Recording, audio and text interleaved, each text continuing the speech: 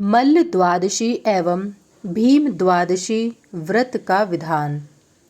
युधिष्ठिर के द्वारा मल्ल द्वादशी के विषय में पूछे जाने पर भगवान श्री कृष्णचंद्र ने कहा, महाराज, जब मेरी अवस्था 8 वर्ष की थी उस समय यमुना तट पर भांडीर वन में वट वृक्ष के नीचे एक सिंहासन पर मुझे बैठाकर सुरभद्र, मंडलीक, योगवर्धन तथा यक्षेंद्र भद्र आदि बड़े बड़े मल्लों और गोपाली, धन्या, विशाखा, ध्यान निष्ठिका, अनुगंधा, सुभगा आदि गोपियों ने दही, दूध और फल फूल आदि से मेरा पूजन किया।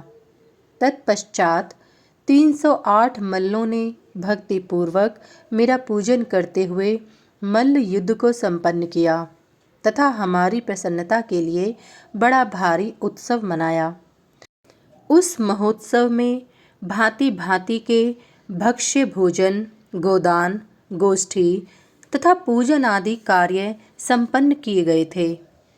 श्रद्धापूर्वक ब्राह्मणों का पूजन भी हुआ था। उसी दिन से वह मल्ल द्वादशी प्रचलित हुई। इस व्रत को मार्गशीर्ष मास के शुक्ल पक्ष की द्वादशी से आरंभ कर कार्तिक मास के शुक्ल पक्ष की द्वादशी तक करना चाहिए और प्रति मास क्रम से केशव, नारायण, माधव, गोविंद, विष्णु, मधुसूदन, त्रिविक्रम, वामन, श्रीधर, ऋषिकेश, पद्मनाभ तथा दामोदर इन नामों से गंध, पुष्प, धूप, दीप, गीत, वाद्य, नृत्य सहित पूजन करें और कृष्णों में प्रियताम इस प्रकार उच्चारण करें। यह द्वादशी व्रत मुझे बहुत प्रिय है। चूँकि मल्लों ने इस बात को प्रारंभ किया था, अतः इसका नाम मल्ल द्वादशी है। जिन गोपों के द्वारा इस व्रत को संपन्न किया गया, उन्हें गाय, महिषी, कृषि आदि प्रचुर मात्रा में प्राप्त हुआ। जो कोई पुरुष इस व्रत को संपन्न करेगा, मेरे अनुग्रह से वह आरोग्य, बल, ऐश्वर्य और शाश्वत विष्णु लोक को प्राप्त करेगा। भगवान श्री कृष्ण पुनः बोले, महाराज, प्राचीन काल में विदर्भ देश में भीम नामक एक प्रतापी राजा थे। वे दमयंती के पिता एवं राजा नल के ससुर थे। राजा भीम बड़े पराक्रमी, सत्यवक्ता और प्रजापालक थे। वे शास्त्रोक्त विधि से राज्य करते थे। एक दिन तीर्थ यात्रा करते हुए ब्रह्मा जी के पुत्र पुलस्त्य मुनि उनके यहाँ पधारे। राजा ने अर्घ, पाद आदि द्वारा उनका बड़ा आदर सत्कार किया। पुलस्त्य मुनि ने प्रसन्न होकर राजा से कुशल क्षेम पूछा। तब राजा ने अत्यंत विनयपूर्वक कहा, महाराज, जहाँ आप जैसे महानुभाव का आगमन हो वहाँ सब कुशल ही होता है। आपके यहाँ पधारने से मैं पवित्र हो गया। इस तरह से अनेक प्रकार की स्नेह की बातें राजा तथा पुलस्त्य मुनि के बीच होती रहीं। कुछ समय के पश्चात विदर्भाधिपति भीम ने पुलस्त्य मुनि से पूछा, प्रभु, संसार के जीव अनेक प्रकार के दुखों से सदा पीड़ित रहते हैं और उसमें गर्भवास सबसे बड़ा दुख है। प्राणी अनेक प्रकार के रोग से ग्रस्त हैं। जीवों की ऐसी दशा को देखकर मुझे अत्यंत कष्ट होता है। अतः ऐसा कौन सा उपाय है जिसके द्वारा थोड़ा परिश्रम करके ही जीव संसार के दुखों से छुटकारा पाने में समर्थ हो जाए? यदि कोई व्रत, दान आदि हो तो आप मुझे बतलाएं। पुलस्त्य मुनि ने कहा, राजन, यदि मानव माघ मास के शुक्ल पक्ष की द्वादशी को उपवास करे तो उसे कोई कष्ट नहीं हो सकता। यह तिथि परम पवित्र करने वाली है। यह व्रत अति गुप्त है, किंतु आपके स्नेह ने मुझे कहने के लिए विवश कर दिया है। अदीक्षित से इस व्रत को कभी नहीं कहना चाहिए। जितेंद्रिय, धर्मनिष्ठ और विष्णु भक्त पुरुष ही इस व्रत के अधिकारी हैं। ब्रह्मघाती, गुरुघाती, स्त्रीघाती, कृतघ्न, मित्रद्रोही आदि बड़े बड़े पातकी भी इस व्रत के करने से पाप मुक्त हो जाते हैं।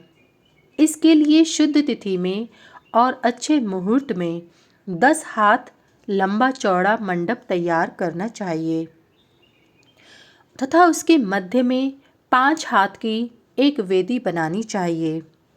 वेदी के ऊपर एक मंडल बनाएं जो 5 रंगों से युक्त हो। मंडप में 8 अथवा 4 कुंड बनाएं।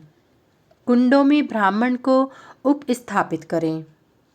मंडल के मध्य में कर्णिका के ऊपर पश्चिमाभिमुख चतुर्भुज भगवान जनार्दन की प्रतिमा स्थापित कर गंध, पुष्प, धूप, दीप आदि भांति भांति के उपचारों तथा नैवेद्यों से शास्त्रोक्त विधि से ब्राह्मणों द्वारा उनकी पूजा करनी चाहिए।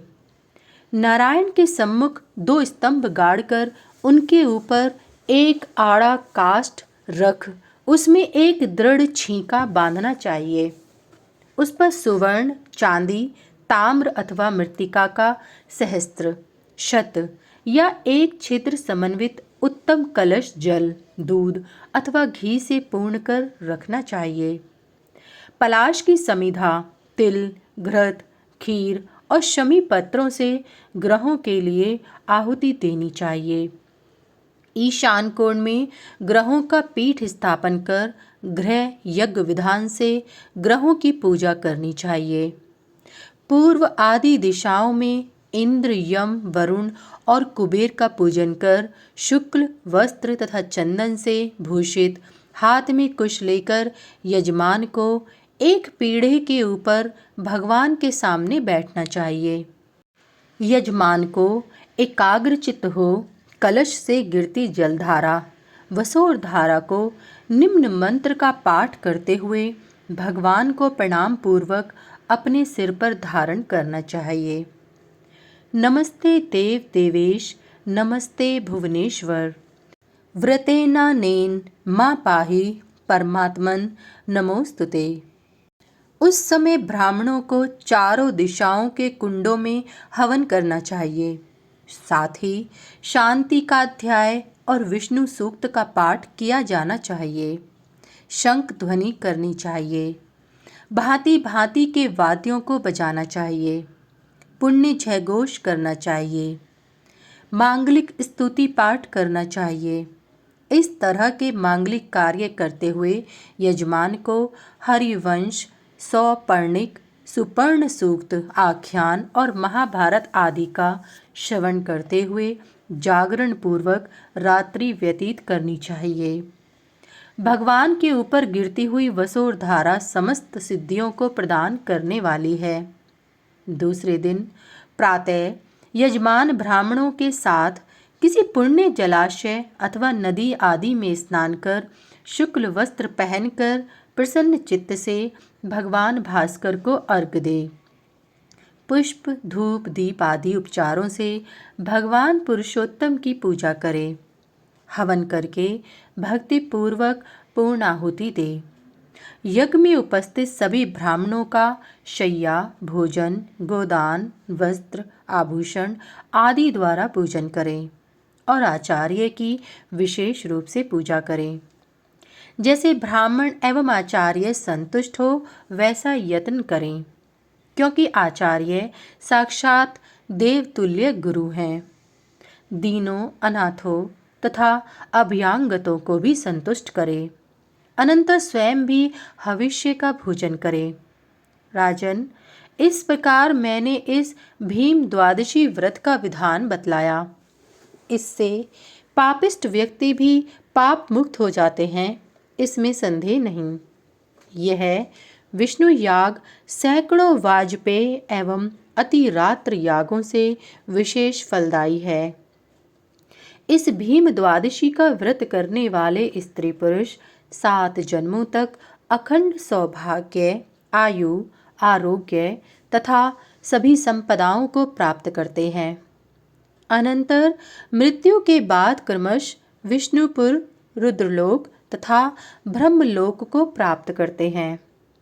इस पृथ्वी लोक में आकर पुनः वह संपूर्ण पृथ्वी का अधिपति एवं चक्रवर्ती धार्मिक राजा होता है।